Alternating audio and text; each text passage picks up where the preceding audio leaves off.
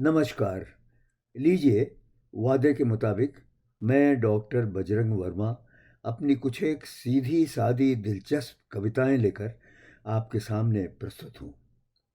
लेकिन सोचता हूँ कि अपनी उन कविताओं को सुनाने के पहले जीवित या मृत, स्वनाम धन्य कुछ उन लोगों से अपने मन की एक बात कह दूँ, जो इस क्षेत्र में मेरे सहयात्री रहे हैं और जिनकी कविताएँ मेरे जैसे प्रबुद्ध लोगों तक भी सरलता से नहीं पहुँच पाती और जो उसका स्वाद खुद लेकर आह्लादित होते रहते हैं।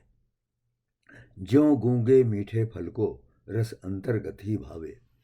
सभी को मालूम है कि लोकप्रिय दीर्घजीवी साहित्य पारदर्शी होता है और ये भी एक स्वीकृत तथ्य है कि जटिलता या दुरूहता को किसी भी क्षेत्र में स्वीकृति नहीं मिलती। काव्य रचना एक कला है और किसी भी कला का मुख्य गुण होता है उसकी त्वरित संप्रेषणीयता, इमीडिएट कम्युनिकेशन। खैर, सुनिए पहले अपने जैसे सहयात्रियों के प्रति लिखी मेरी ये कविता, उनसे जो हम सफ़र हैं। शीर्षक है पहले उनसे जो हम सफ़र हैं। भाई, सोचा है तुमने कभी कि आखिर क्यों लिखते हो कविता, और ये भी कि किसके लिए?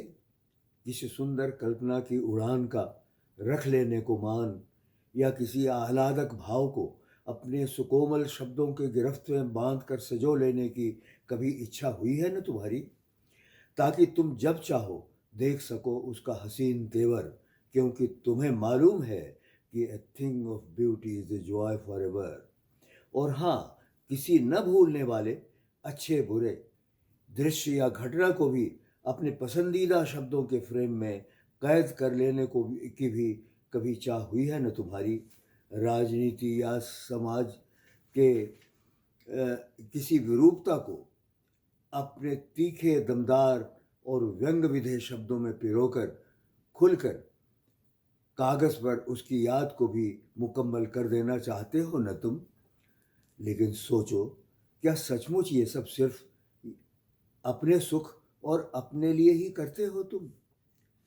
यदि हाँ, तो मेरी दुआ है कि तुम्हारा ये स्वांतः सुखाय तुलसी जैसा बहुजन हिताय बन जाए और अपनी इन सारी अनुभूतियों को तुम दूसरों तक भी पहुंचा सको, कम से कम समाज के प्रबुद्ध लोगों तक।